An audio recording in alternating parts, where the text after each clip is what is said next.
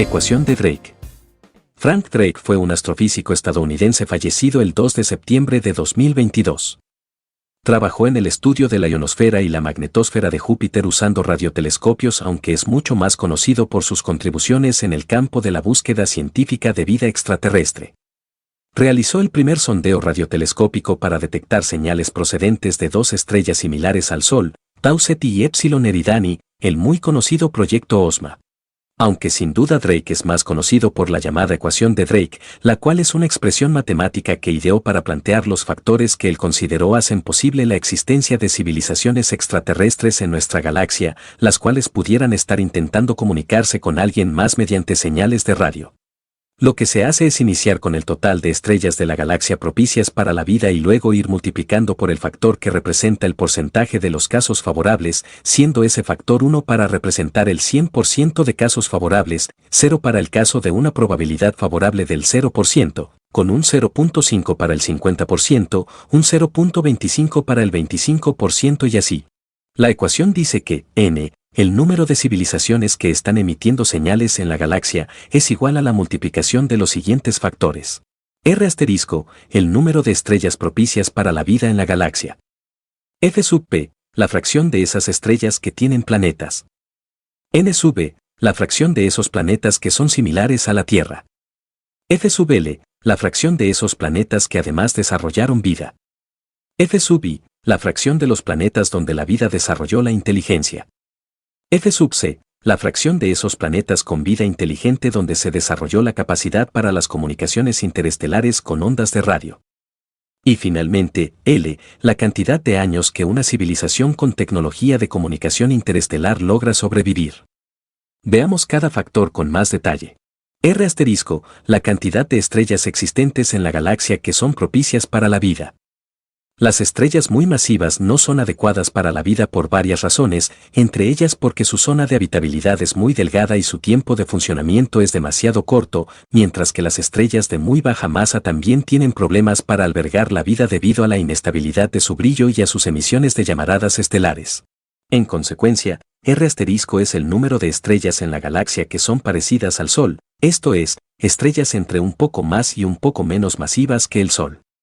Son las estrellas de los tipos K, G y F, las cuales en nuestra galaxia representan aproximadamente un 20% de las entre 200 y 300 mil millones de estrellas. Así, R* puede tener un valor de unos 50 mil millones. Nada mal, parece que comenzamos muy bien. F sub p, la fracción de las estrellas aptas para la vida que tienen planetas orbitando en torno a ellas. Hasta hace pocas décadas este era un asunto muy poco conocido, actualmente se han detectado y confirmado más de 5.000 planetas que orbitan a otras estrellas y hay otros tantos candidatos en espera de ser confirmados. Todo esto permite estimar que al menos la mitad de las estrellas tienen sistemas planetarios en torno a ellas, lo que representa un 50% y un factor F sub p igual a 0.5.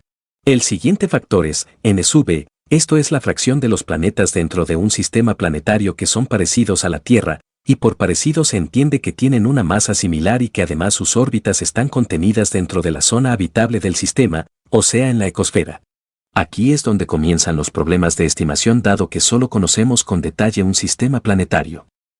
El nuestro, y como todo mundo sabe, hacer estadísticas basados en un solo caso es prácticamente un acto de fe. En el sistema solar contamos con 8 planetas y de ellos podemos decir que solo 2, la Tierra y Venus, cumplen con ser parecidos a la Tierra, lo que nos deja con una optimista estimación de 2 de 8, esto es, n sub e igual a 0.25, pero este valor es muy provisional, falta hacer mucha investigación pero se sospecha que podría ser bastante inferior. Después viene F sub L, la fracción de los planetas parecidos a la Tierra que desarrollan vida. Estimar un valor para este factor es un asunto de la biología y actualmente se puede decir que es el principal problema de la astrobiología. Se están haciendo enormes esfuerzos desde múltiples frentes para resolver este acertijo pero de momento no se tiene, ni de lejos, un consenso sobre un valor probable para este factor.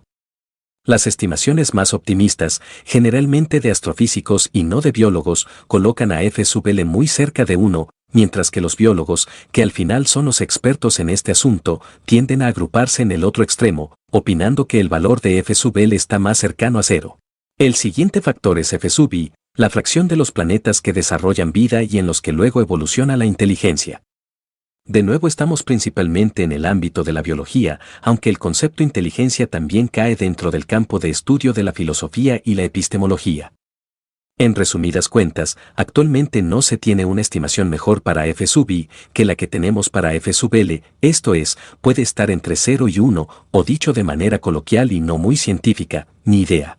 A continuación viene f sub c, que es la fracción de los planetas en los que se desarrolla la vida inteligente y en los que luego estos seres inteligentes desarrollan una civilización tecnológica, en especial con tecnología de comunicaciones por ondas de radio.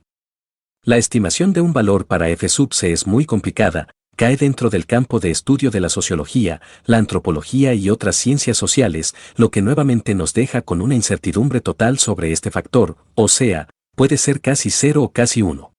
Finalmente tenemos L, que es el periodo durante el cual una civilización con capacidad de comunicación logra sobrevivir sin ser destruida por problemas de contaminación, guerra o accidentes como por ejemplo caídas de asteroides u otros tipos de cataclismos. Para determinar un valor de este factor se necesita de nuevo la colaboración de sociólogos, historiadores y otros científicos sociales, así como de astrofísicos. El único caso conocido de una civilización así, somos nosotros mismos, llevamos 80 años con esta capacidad pero nuestras expectativas de sobrevivencia a largo plazo están muy en entredicho, por el cambio climático, la contaminación, las tensiones políticas, la sobreexplotación de los recursos naturales e incluso por el peligro de un impacto asteroidal para el cual, de momento, no tenemos defensas. Quienes se han aventurado a dar valores para este factor han sido muy divergentes, algunos asignando valores muy pesimistas de casi 0, mientras que los optimistas lo llevan hasta los miles de años. Carl Sagan en sus momentos de optimismo llevaba este valor hasta los millones de años, aunque en otras ocasiones él también se decantaba por un valor muy pesimista. Así, al multiplicar los factores vamos con resultados entre los extremos optimista, con millones de civilizaciones esperando a ser contactadas, y pesimista, que pronostican nuestra más absoluta soledad en la galaxia. Como pueden ver, la importancia de la ecuación de Drake no está en su capacidad de calcular un número, sino en su utilidad para hacernos pensar en los factores relevantes del problema, en su mayor o menor importancia, así como en hacernos ver los aspectos de la cuestión que ya conocemos y los que requieren de más investigación. Además, el escenario planteado por la ecuación de Drake para la existencia de vida y de civilizaciones extraterrestres está superado. Hoy sabemos que no todas las estrellas de la galaxia de tipo espectral K, G o F valen para desarrollar vida, es necesario que tengan un contenido mínimo de elementos más pesados que el helio y además que no estén en una región peligrosa de la galaxia. Todos estos detalles los abordamos en el video Zonas de Habitabilidad Galáctica, les recomiendo pasarse por él. También ha cambiado nuestra perspectiva sobre el tipo de planeta y su ubicación dentro de su sistema planetario para que en ellos pueda surgir y prosperar la vida.